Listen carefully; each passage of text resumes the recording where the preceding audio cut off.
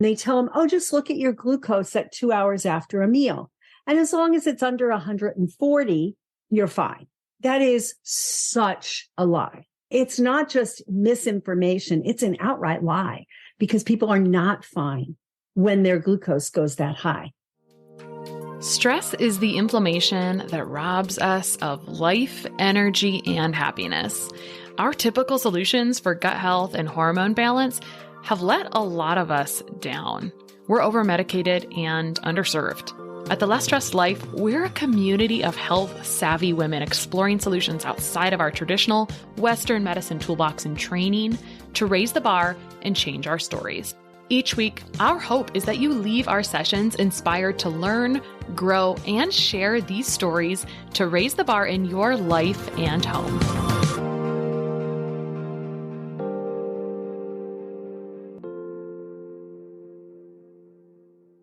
All right, today I have Dr. Ritamarie Locascalzo, the founder of the Institute of Nutritional Endocrinology.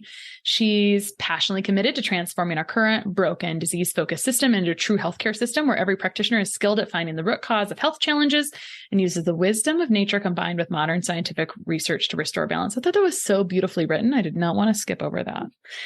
Dr. Ritamarie is a licensed doctor of chiropractic with certifications in acupuncture, nutrition, herbal medicine, and heart math, specializing in digestion, thyroid, adrenal, and insulin imbalances. She's also a master at using palate-pleasing whole fresh food as medicine and is the best-selling author, speaker, and internationally recognized nutrition and functional health authority with 30 years of clinical experience.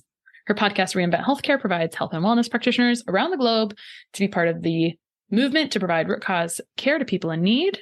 I'm so excited to have you talk about blood sugar and endocrinology and metabolic dysfunction today. Thank you so much for coming. I'm excited to be here. My favorite topics to talk about, and we could go on for days if we wanted to. Cool. Well, I'd love to hear where your story fit into this, because that is often how we start to decide what we're really into. Maybe it's in practice. Maybe there's a personal piece of the story, but you started in chiropractic and then added acupuncture. Maybe it was reverse order, whatever, right? So tell me how you landed in really specializing in endocrinology, which is a real necessary area. A real necessary area. Yeah, actually, I started with the interest in nutrition, decided chiropractic was going to be the avenue for getting in front of people to become primary care. And then I added the acupuncture and the herbal medicine and all that kind of stuff. So yeah, it was the other way around. But my official first license was actually in chiropractic. And then I got certified in nutrition, got my master's probably 2 months later. So it was a very close proximity because I studied the both at the same time. How did I get into this? So I was sick. I was in my 20s. I went from doctor to doctor to try to figure out why I had brain fog all the time, why I needed 10 cups of coffee. No, I didn't like coffee, but I scrapped that. But 10 cups of tea, black tea or Pepsi to keep me going. And I had sinus issues and headaches and I had all these health issues. And I'm in my 20s and nobody's able to help. They're like, oh, just take this, take that, take that. And I was on a whole bunch of medications, tried a whole lot of stuff and nobody could help. And I don't even know how hypoglycemia was one of those things. I had no idea then that it was an endocrine disorder, but yeah, I was looking and looking and looking. And one day in the gastroenterologist's office, I said, well, could it be my diet? Because it's pretty bad. And they went, oh, no, diet doesn't have anything to do with health. So I said, yeah, right. And I went out to prove them wrong because I'm a rebel at the heart. And I went out and I just started researching, unfortunately, not in today's day and age. So there was no internet and summits and podcasts that I could review on. I had to go to the library and the bookstores and figure it out. And long story short, I figured out that, everything had this underpinning of toxicity and hormonal imbalance. And so I was able to change my diet, change my lifestyle, start to meditate, learned all these different techniques and turned my health completely 100% around within several months. Were you already in college at that time? And did that change? I'd already graduated college. I had a master. No, I didn't have my master's yet, or did I? Yeah, I did. I had a master's degree in computer science at that point. I was working for a computer company. Yeah, I was long graduated from, not long, but, like 6 years out of college. And I decided that I'm a computer nerd, right? I love to solve problems. And I said, I was able to solve this for myself because of my diagnostic brain.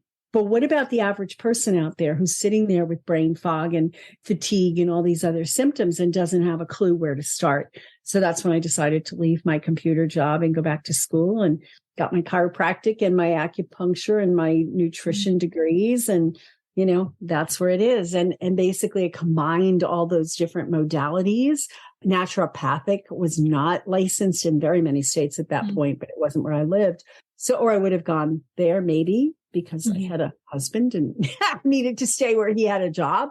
So that's where it started. And as I went through and started working with people, I started to see there were patterns, right? A lot of people had digestive issues. Most people were fatigued and exhausted.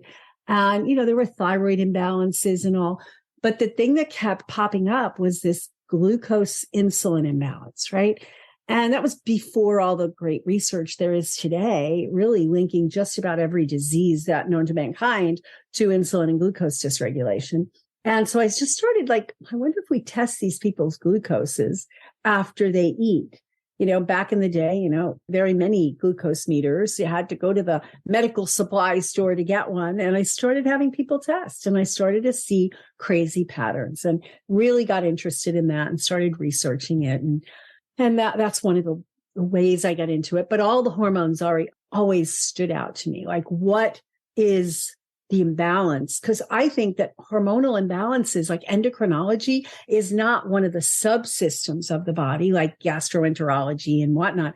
It's the controller, right? Every single function in the human body is controlled by hormones. Everything.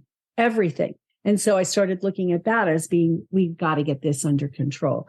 And I look at insulin as being queen bee hormone. She's the one that controls everything. Well, let's talk about insulin. But before we do, why don't we talk about, in terms of hormones being the master controller, let's talk about endocrine organs in general in that entire system and pull that together. Because I do think it's kind of an area where you hear pieces of it. Everyone is not an expert on endocrinology, but we're so dang affected by it. So let's draw the lines between the glands and organs as part of the endocrine system. Yeah, absolutely. So there are endocrine organs, right? You've got the thyroid glands, you've got the thymus, you've got the adrenals, you've got the reproductive, but that's not the only place where hormones are secreted. Hormones are secreted by the heart, the lungs, the kidneys, right? All of these other places that are not considered hormonal or glandular structures. The gut makes more hormones than any other part of the body. Yet it's not usually considered when we talk about the endocrine system, but it's a huge part of it, obviously, because it controls so much. So that's where, we've got all those glands, but we also have tissues in the body that have endocrine secreting. And of course, every cell in the body has endocrine receptors. So it's a universal. Mm-hmm. And I feel like it's hard to pick a topic sometimes when we're talking about the endocrine system because they're very important, every single piece of it. So I know you brought up the word metabolic dysfunction before we hit record. And it's funny because I just got done talking to a cardiologist and he brought up metabolic syndrome. And this is one of those trash can, maybe not. It's kind of one of those everything is broken syndromes or dysfunctions or conditions. And so maybe we can talk about diagnostically, how do we identify metabolic dysfunction or how do we look at symptoms of that? And maybe that's where we start is what does metabolic dysfunction and or endocrine dysfunction look like to a person? Because the tricky part is our symptoms are going to be there long before the labs change also. So how does it look like in symptoms? And then how do we start to look at that with lab data? Absolutely. So it depends. You mentioned two terms, and I want to make sure people are really clear. Metabolic dysfunction versus metabolic syndrome, right? So metabolic syndrome has a specific diagnostic criteria, which involves lipid abnormalities, hypertension, and glucose to insulin dysregulation. So elevated insulin, elevated glucose, fasting glucose is not normal. That's in the medical model. The truth of the matter is metabolic dysfunction occurs long before we can make a diagnosis of metabolic syndrome. With metabolic syndrome, we're expecting, the fasting glucose is above 100. And, the insulin might be in another range and A1C might be in a certain range. And with metabolic dysfunction, we're seeing changes metabolically that can be measured on labs if you know what you're doing. And long before, like decades before somebody's told, you have insulin resistance or, you have diabetes, long before that. And so what we want is that people become aware that these symptoms, and we could talk about some of the symptoms, can be a sign of metabolic dysfunction. And if you don't shift, if you don't make changes, you're going to be headed down that path, not just to diabetes and insulin resistance, because even if it never turns into insulin resistance or diabetes, there's the dysfunction that happens on the cardiovascular level in the endothelial linings of the cardiovascular system, in the blood pressure, in the lipids. And all of that stuff happens long before there's ever even a hint of a diagnosis of diabetes or insulin resistance, unless you're aware of and savvy about some of the tests you can do, and some of them you can do at home. All right. Well, let's start there. So you said I've got a couple of different subsections. So labs that change decades before insulin resistance or diabetes would ever be diagnosed, and then symptoms as well. Mm-hmm. Yeah. So one lab that changes long before that most doctors won't measure unless you're already diabetic is insulin. Mm-hmm. We can see elevations in insulin literally decades before the blood sugar goes out of control, because the body's just trying really hard to maintain things in a healthy level. But the elevations of insulin are dangerous in and of themselves, right? They affect the blood vessel linings. They affect the blood pressure. Those are things that need to be addressed. But the other test that, again, most doctors won't tell you about is postprandial glucose, right? And when they do tell people to test postprandial, and postprandial meaning after eating glucose, they usually tell it to diabetics or people who are already diagnosed. And they tell them, just look at your glucose at 2 hours after a meal. And as long as it's under 140, you're fine. That is such a lie. I mean, it's not just misinformation. It's an outright lie, because people are not fine when their glucose goes that high. They're having all kinds of metabolic changes to the retina, changes to the kidney, changes to the peripheral nerves. So we need to teach people how to test your own glucose. And I've been having people do this for long time and getting the little meters. Now we have these cool things called CGMs, continuous glucose meters, and they're more and more available to the general public. And you can eat a meal and look at the thing and go, whoops, my sugar went up way too high.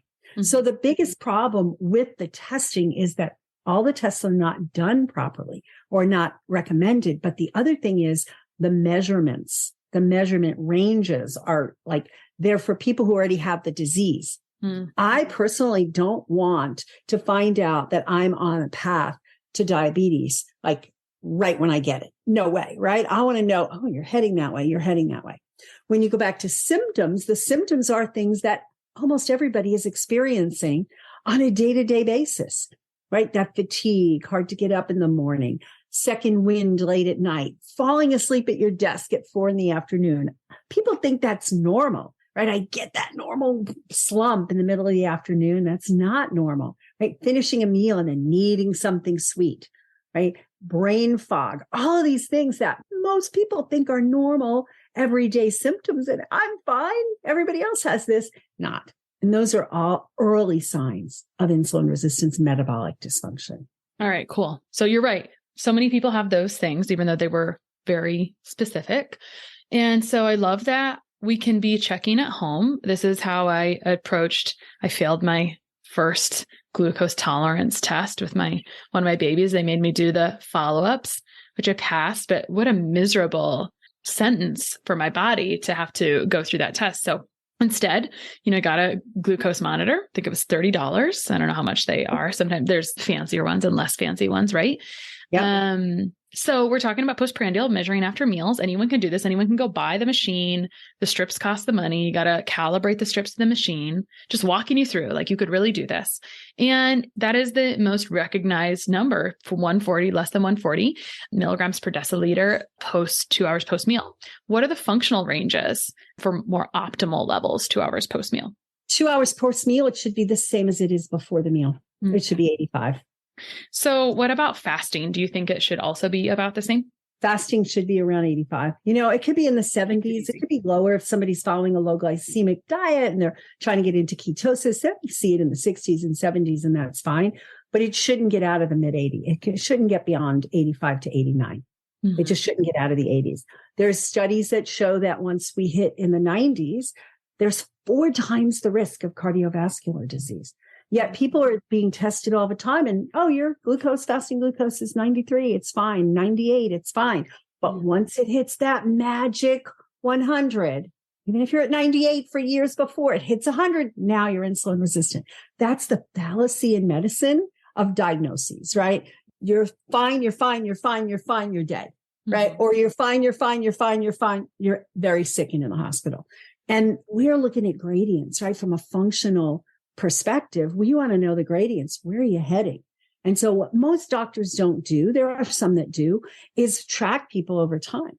What's happening to these numbers? Oh, you're still in the normal range, but you keep getting a little higher, a little higher, a little higher. Do we want to wait until you're sick? Or do we want to address that and find out what's causing that before you get sick? That's the medicine of the future.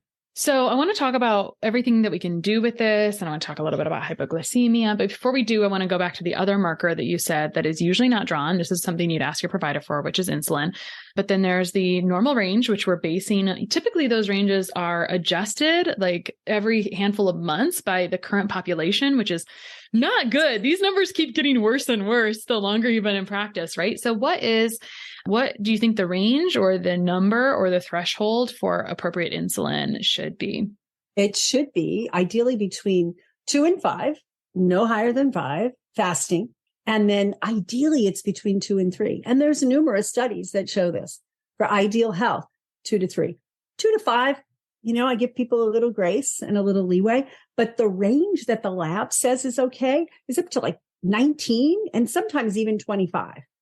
You're very sick if your insulin is up there because the insulin is damaging your blood vessels. The insulin is damaging, keeping your blood sugar high. It's causing the cortisol to go. It's all these other things that the insulin, it damages thyroid receptors, which most people don't realize that connection.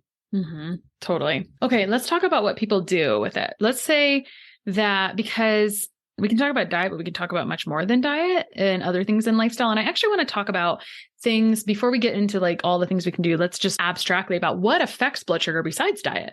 Is there, when you're monitoring trends, do you see anything with menstrual cycles? Certainly exercise, but what are some of the other things that happen in life that affect blood sugar? Stress is a biggie. Stress is one of the biggest ones. And guess what? Most people are stressed 24/7, right? We have this perpetual tiger chasing us that doesn't let up. And that causes the insulin to go up, the glucose to go up, but it causes the cortisol to go up. And cortisol mobilizes sugar from stores. That's what it does because you're supposed to be running away from that tiger, right? And when there's no real tiger there, then you have all this sugar that's mobilized into your blood that causes increased insulin. And then that causes insulin resistance. So stress is a biggie. Sleep is huge. They've done studies where they've taken people who were quote unquote normal and deprived them of sleep for a couple of days in a row and then gone back and look and now they're pre-diabetic. Yeah. I talked about that study on another podcast. I don't know if it took like a week or 2 weeks. We talk about it in the episode if someone's listening, because it will have come out before this one. It's the circadian rhythm one with Jillian Greaves, and we cite that one. But it's alarming. Yeah. It's alarming. And it could be just a one night. It could be just 2 nights. Now, depending on how long you're going without sleep, it'll take less or more time to return to normal. But yeah, some of the studies are just a couple of days. Certainly the longer ones are going to have more persistent insulin resistance. What else? So here's the thing, timing of meals, right? Right now, things are like intermittent fasting is the rage and or looking at getting into ketosis and all this. I've been talking about this for 15 years. Like you need space between your meals, minimum 4 to 6 hours between your meals. Overnight, minimum 12 hours, right? To let the body go down to baseline to allow the levels of insulin to go back down to normal. Otherwise, you're in this mode where insulin is up all the time. Insulin is a fat storage hormone and it puts the brakes on fat burning. So there are so many people who are doing the 1,200 calorie a day diets and saying, why can't I lose weight? Why can't I lose weight? Well, it's the balance. It's the frequency of eating. It's what they're eating. It's the lack of sleep and the stress and the other things that create this problem with elevated insulin all day long. And the old school stuff where they'd say, oh, grazing is the best thing. Eat 4 to 6 meals a day. That way you can keep your blood sugar steady. Yeah, you keep your blood sugar steady, you keep your insulin elevated, and you turn off fat burning. Nobody really likes when fat burning gets turned off, unless you're super skinny and high metabolic rate, and you need that. I have questions about that. I'm going to save them for any caveats around that when we get into hypoglycemia and other things. But before we do, things that affecting blood sugar besides diet, we have stress, because stress increases cortisol, mobilizes sugar from stores. So on the same note, drinking coffee all day long could do that, right? Yeah. Absolutely. Time and And people are doing that, right? Because they're so tired, right? Because of this metabolic dysfunction, they're exhausted and they're just trying to stay awake. Totally. Anything to say about alcohol? And then also like those special times of life, like pregnancy, blood sugar will vary a bit as well. So I want to talk about those markers. Yeah. So alcohol, I don't have a popular opinion about alcohol. And I know a lot of people are, oh, it's organic wine. It's just, and there are studies that show some benefits to small amounts of alcohol, wine in particular, because of the resveratrol and the other antioxidants, but it's damaging the lining of your digestive tract, which means that you don't get to absorb your nutrients as well. It damages liver cells. It damages brain cells, right? Get rid of the alcohol. You want to have a sip of champagne at your kid's wedding, go for it, but not on a regular basis. I am not a fan of drinking alcohol on a daily basis. People are using it to relax. But what about relaxation techniques that are not double-edged swords? Right? That's where I think we need to look at, right? Yeah, there's some positive benefits to alcohol, but there's a lot of negative. Meditation doesn't have any negative downsides, right? Relaxation, breathing, yoga, things like that get you out of that stress state in a much more effective way. Plus, it's all those empty calories. Plus, alcohol contributes to insulin resistance and fatty liver. Yeah, I don't see any positive things about it. Well, how about markers or blood sugar ranges in pregnancy? How do these change? Because they do, right? Well, they do. Yeah. A lot of things change in pregnancy, right? If you have a subclinical thyroid problem, it becomes a clinical thyroid problem in pregnancy, right? Yeah. And so there's a lot. The body's trying to grow a baby. We need more calories, obviously, to grow a baby, but we don't need more sugar. We don't need more starches. We don't need more things that are elevating the insulin. So I don't know the exact ranges. I haven't really, if I'm going to look them up, I look them up, right? Because I'm not working with a lot of women in the pregnancy time, but we see that women develop what's called gestational diabetes. So they're having more problems with insulin resistance. Yeah, they probably had some problems before, but the conventional medical approach to diagnosing it fails miserably, big time, right? So we didn't catch it that I have problems with insulin regulation. I have some genetic factors. I have, 25 years of eating Cheetos and M&Ms and ice cream, and nothing else and no veggies, right? So I'm going to have much more sensitive levels of glucose and insulin. And there's a lot of genetic factors as well. So we need to be looking at pregnancy as a time when a woman is eating to grow another human. That's when you should be eating wonderfully, not like, oh, I need more calories and give me more Cheetos, right? Which is what a lot of people are encouraged to do because the doctors don't really know much about nutrition, right? So I think it's really important that women get this under control beforehand. So I highly recommend the postprandial and looking at insulin levels, looking at hemoglobin A1C minimally and getting those things under control preconception, right? So that you're more likely to have a really healthy pregnancy. Yeah. It's hard. I want to go talk about problem solving, but I can't help but take a little path down genetic lane here. And I have some questions around genetics related to this. So maybe they'll all fit in under this little side note here. So I think about, this is always interesting to me because in hindsight, I definitely had these low grade blood sugar issues, right? I was like always packed a bunch of snacks or would be hangry between meals and all of those things. Failed my first glucose tolerance test with my first baby. Maybe I can't remember if the second one, either way, I didn't keep doing them.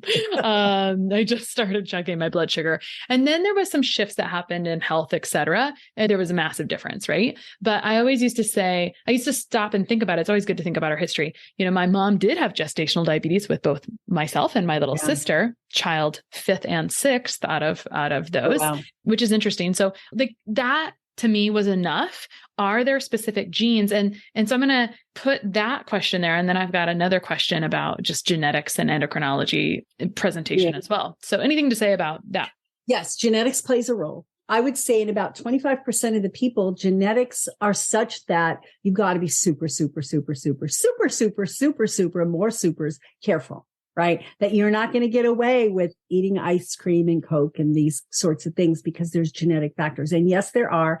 I've got a beautiful 16-page chart with probably, 4 to 6 to 7 on each page that describes these different genetic factors. Mm-hmm. Do I have them memorized? No, that's why I create charts. But, IGF-1 is one, and there's receptors, and there's all kinds of factors. And when you have a bunch of these, a cluster of these, you're more likely to have insulin resistance, hypoglycemia, insulin glucose dysregulation.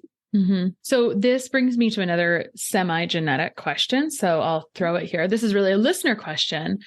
She said, the first question I always get asked from doctors is, does anyone else in your family have thyroid disease, type 1 diabetes, et cetera? And she said, I recently said no until my daughter was diagnosed with type 1 diabetes a couple of years ago. And I was diagnosed with Hashimoto's hypothyroidism in 2021. Does that make you think about anything in particular from a genetic standpoint? I mean, there's so much, I like to think about like, you're kind of so much when you're a woman, you get the genetics from your grandmother, right? Because the eggs of the mother in her womb, right? So there's just so many things that are not really in your control, but it's in, and like maybe you're the beginning of these, but what do you think about this situation? Yeah. So there's the genetic factors and what you said about the grandmother. There's also the epigenetics, and epigenetics we find are passed generationally. It's not just like, it's what you do during your life. Epigenetics is the modification and whether certain genes are being expressed or not, but that's controlled by your diet, your lifestyle, and all the other factors. And if you're someone who has a bunch of stuff that you've epigenetically, I don't want to cause because I don't want to use it as blame, but you've created because of exposure to glyphosates, exposure to mold, exposure to this, bad food choices, stress, etc., then that can be passed on not just to your children, but to their children. Mm-hmm. So those kind of things increase the likelihood of your offspring having problems with blood sugar balance, with insulin resistance, with diabetes. So having those questions is super important. Now, there's a bunch of factors that affect the thyroid expression. There's a few that CTLA in particular comes to my mind, is a specific gene that if you have that, you're more likely to be subject to having Hashimoto's and more likely to be sensitive to gluten as one of the underlying causes of Hashimoto's. And there's a whole bunch of other thyroid related. I have a 7-page chart of thyroid related SNPs. And those are important factors, but the interaction between the two is often just not even thought about. And there's a number of studies that show if you have out of balance thyroid, it's going to be really hard to get your glucose under control.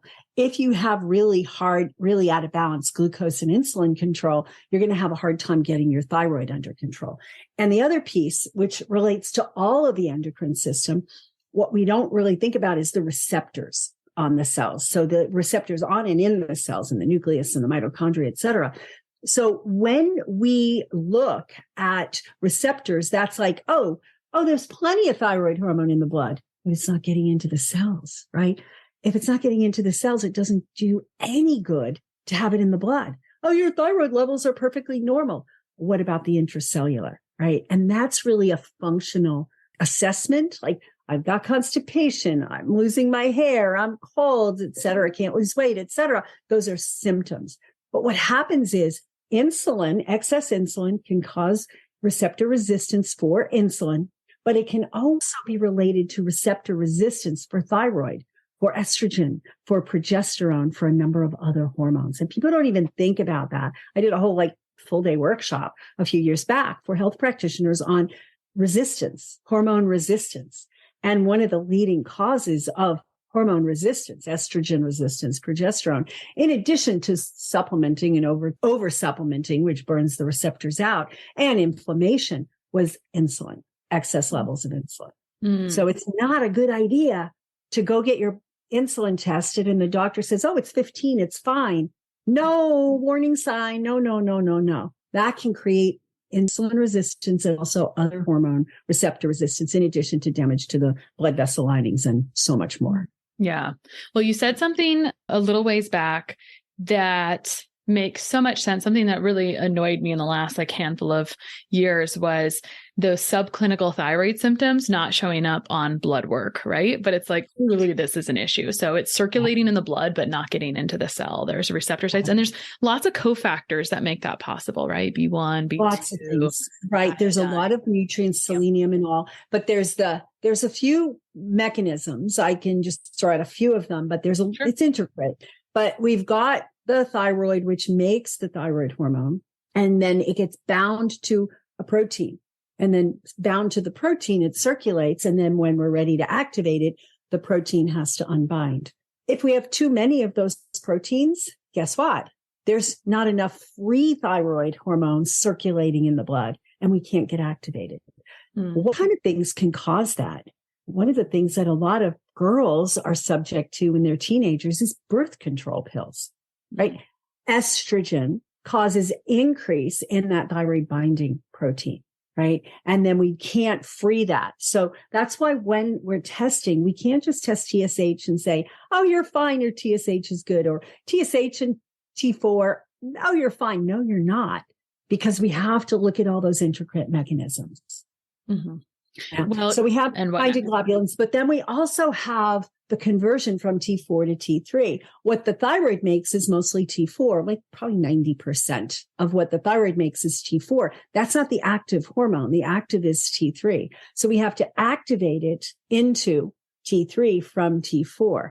And things get in the way of that, like specific nutrients. You mentioned a few: selenium, gut imbalance, liver imbalance. All of these things can affect that conversion from T4 to T3. But the other thing that can affect it, we talked about earlier, is stress. Mm-hmm. When the body is feeling unsafe, it's no way. We're not going to upregulate your metabolism. So we have another hormone, which most doctors won't test, reverse T3. Mm-hmm. And so the body will turn on the brakes and say, nope.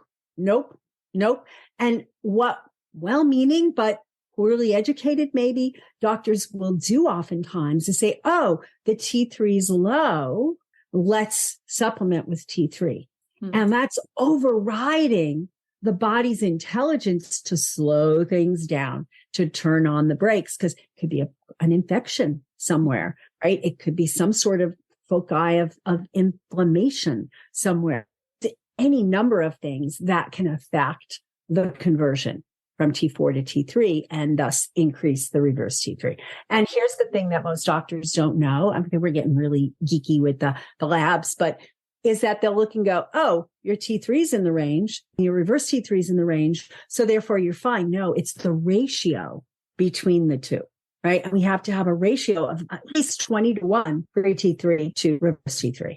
It's a little tricky to calculate because some of the labs do different ranges and measures, but pretty much about there.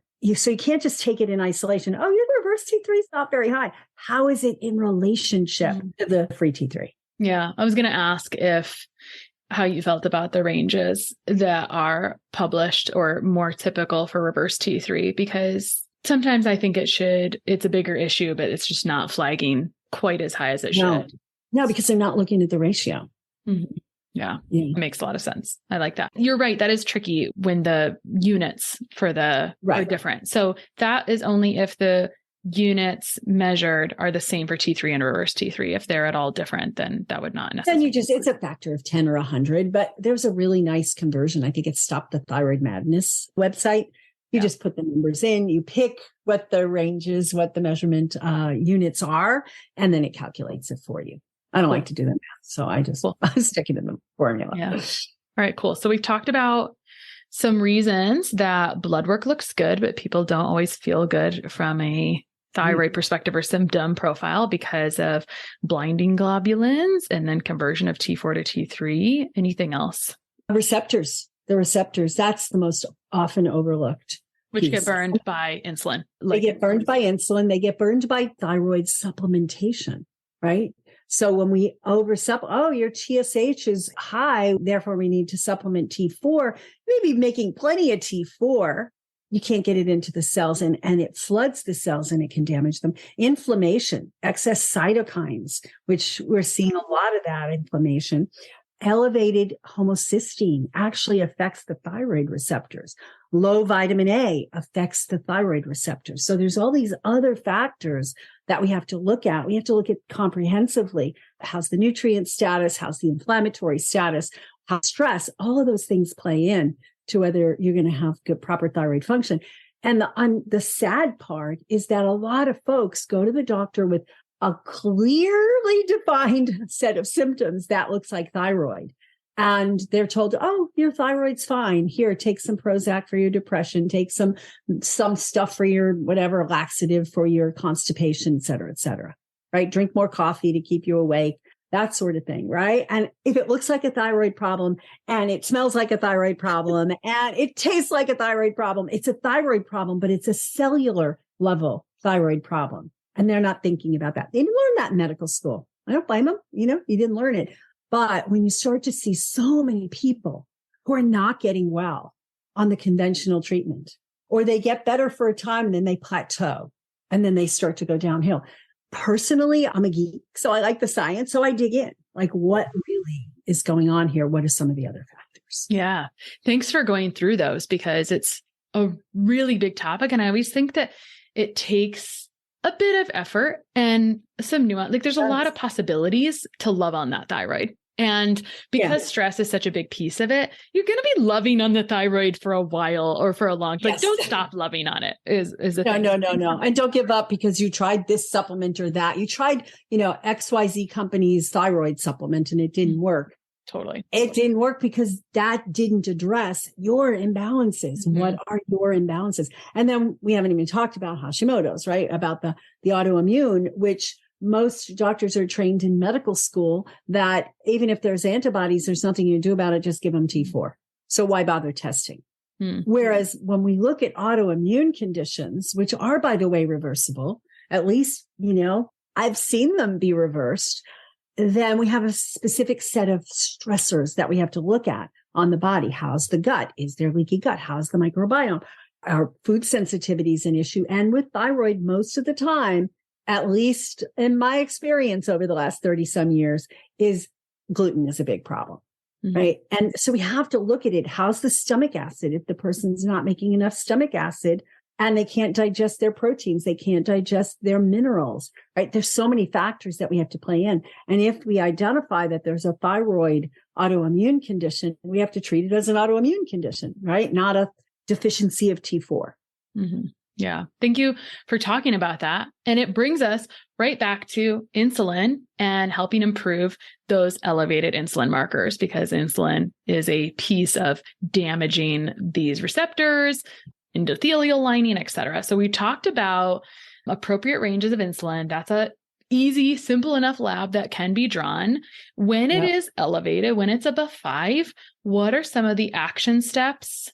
And we did talk about it a little bit with talking about things about blood sugar besides diet, but what are some of the possible action steps for elevated insulin? So I put people on what I call a metabolic reset. And the metabolic reset is let's not give the body any reason to elevate the insulin for 30 days. And it's amazing how quickly the body can turn things around in 30 days. So we look at the diet and we take out all the high glycemic foods, all the things that cause it to go up. But getting back to postprandial, your high glycemic foods may not be mine. Mm-hmm. So we have to look at that postprandial glucose and we teach people to map it. If they have a CGM, it's even easier. And we take out all the foods. I'm very strict about this. Unless they're already diabetic, and then we adjust the ranges. But for the average person who's just trying to, get this under control before it becomes diabetes, I say anything that raises your blood sugar above 110, it's out. Not 2 hours, it's at 110. I'm saying at peak. Because what happens with glucose and insulin is we eat a meal and we're at baseline. So here's where your sugar is. And then what happens is it goes up after the meal, depending on what you eat. If you ate lettuce, it's going to go up a little bit. If you ate, Cheerios, it's going to go up like this, or, Oreos or whatever. And then it comes back down. So the key things are, how high does it go and how long does it take to come back down? And even if it's back down to 85 at 2-hour mark, but it goes up to 180 in between, you're causing damage to your system. So we have people remove those factors, whether they are stressors, whether it's the sleep factor, the food, whatever it is, and we help them to restore sensitivity to those receptors, the insulin receptors, via some herbs and some nutrients and other things like that. I think the key takeaway is, if receptors have been damaged, are they repairable? I have found with insulin, and I, haven't worked with somebody who's been type 2 diabetic out of control with 500 blood sugar levels for decades. But in my experience, very quickly, they're repairable. Cool. Now, if you go back and start eating the Oreos again and drinking the Pepsi, you're going to throw yourself into that same situation, same as if you break your leg and then you get it repaired and then you fall down the steps again, you're going to break it again. Yeah. Doesn't mean there's anything wrong with your therapy. It's just that you're putting that same stressor in the system. No, love that analogy. I'm going to go ahead and borrow that one. Go for it. Speaking of sleep, and then a little bit more about hypoglycemia, and then we'll wrap up. So sleep is awesome. It's so wonderful. And yet the majority of the nation struggles with it. I want to just specifically talk about the people that are trying to do everything they possibly can to improve sleep, but they're still kind of struggling. Do you have any words of wisdom for them when they're really struggling? They've done lifestyle changes. They're working on gut health. They're doing other things. They're trying to work on stress. Slowly but surely. It depends on what it is, right? It really does depend. And so I did a whole series, and we're just wrapping that up now on my podcast of like 6, 7, 8 episodes in a row. So it goes back to the lifestyle factors. It goes back to the diet. It goes back to sleeping in a dark room. It goes back to looking at it for environmental factors. Are there EMFs in the room? So there's so many things that we could spend like 3-4 days talking about sleep. It's complicated.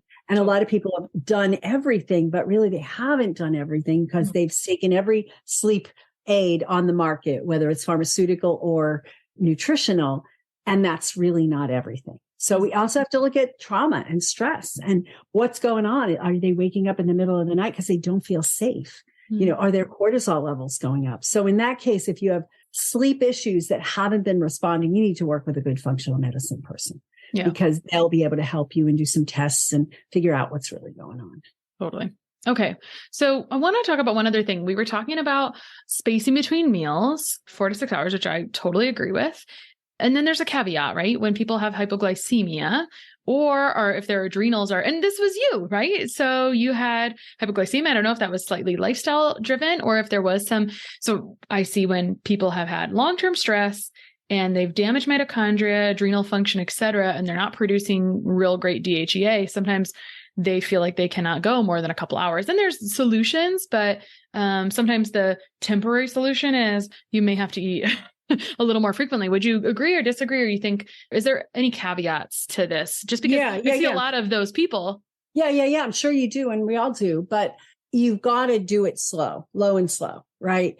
And so it's looking at what are they eating when they're not fasting, right? Like they go and they eat this meal that's shooting the insulin up, comes down. It goes back to testing insulin. Is it a hyperinsulinemia that's causing the hypoglycemia? Most of the time it is. So whether you're on this end of the spectrum or that, the hyperglycemia diabetes or the low end hypo, it's the same dysregulation syndrome. So you still have to look at all the possible factors and causes. But yeah, in the meantime, we're just gradually, so you eat every 15 minutes. Let's go to 20. Let's go to 25. Let's change the composition of those meals. Let's make sure you're getting enough protein and fat at those meals and you're not just eating carbs. And a lot of people, they're just like loading up on carbs because they instantaneously make them feel better, but then you get the crash. So we really have to look at it on a deeper level too. There's no protocol for anything. It's really a framework of an investigation to figure out what the root causes and what the imbalances are. Yeah, I love that so much. So we've covered I think a beautiful gamut of things that are so darn helpful for people, which are you can test at home. You can go buy a $30 to $50 glucometer and test fasting pre-meal and postprandial or 2 hours post-meal. Those are kind of always the standards. Not that those all three need to be done every day. Maybe you would recommend post-meal, maybe a little bit more early on, but those are the main ones, unless you have any other exceptions to that, I would say, right? Yeah. And going back to that, like fasting glucose, I think the 2 hour postprandial is not all that useful. It's what goes on between the meal returns to baseline. How long does it take to return to baseline? How high does it go in between? What causes that? Is it stress levels? Is it exposures? Is it food? Is it some specific thing? So it's really for each person identifying what those causes are. And I think that, 2 hour postprandial, it should be back down to normal, right? And maybe it's a little longer because the meal was higher in fat or protein. Maybe it's a little shorter because you had a bowl of fruit. But the point is that we need to find that for each individual person. Everybody has their own glycemic index, so to speak. So it's finding that. Yeah. To clarify, what you're saying is actually check prior to the 2 hours postprandial to see how much. Oh, absolutely. They need to find their peak, and the peak is usually 30 to 60 minutes. So somewhere in there. I usually have them the first couple of days be testing every 15, 20 minutes so that they don't miss the peak, because some people peak really early and then crash. And then at 2 hours, they're like below baseline, and if you're at 3 hours, if you're below baseline, or 2 hours even, but most people, it takes a little longer, then that's a dysregulation. That's usually excess insulin. And we need to test insulin. That's the beauty of a CGM, which we didn't talk a ton about, but it's essentially looks like a quarter you stick on your arm. You maybe scan your phone next to it. It'll tell you what it is. And there's no needle pricking. So we talked about checking with a glucometer or a CGM if we're fancier, and those have become more accessible to the regular consumers now. They used to be more expensive. We talked about getting insulin checked and how the reference range should be between 2 and 5, not 20. Right. We talked about things that affect blood sugar besides diet. Talked a little bit about genetics. You gave 3 very amazing points about why you can feel like you have thyroid symptoms, but it's not showing up in your blood work, from binding to receptor sites to conversion. Gosh, there's so many good things here, and I really appreciate you going through all of this. I think endocrinology is just one of those areas that we could talk about for a long time. What do you want to leave people with today? Oh boy, there's so many things I could leave people with. Take charge of your health. Don't trust the doctor. If you feel like you have a thyroid problem and you go to a doctor and they say, oh, no, you don't because your TSH is normal, find a new doctor. Be empowered, learn this stuff so that you don't have the wool pulled over your eyes and you don't have a constantly degrading condition until, like, if it is a Hashimoto's or something, that your thyroid is destroyed and can't be brought back. Like, you have self-healing mechanisms within you. Let's empower those. Yeah. Dr. Ritamarie, where can people find you online? I am at drritamarie.com is my website. I am at Dr. Ritamarie on all the social media platforms, including YouTube. And if you're a health practitioner, go to inemethod.com. And then we have all kinds of programs for training health and wellness practitioners to actually do this kind of care in their practices. Well, thank you so much for coming on today. It was a treat, and I hope to have you again. I would be happy to. Thank you. Sharing and reviewing this podcast is the best way to help us succeed with our mission to help integrate the best of East and West and empower you to raise the bar on your health story. Just go to reviewthispodcast.com/less stressed life. That's reviewthispodcast.com/less stressed life. And you'll be taken directly to a page where you can insert your review and hit post.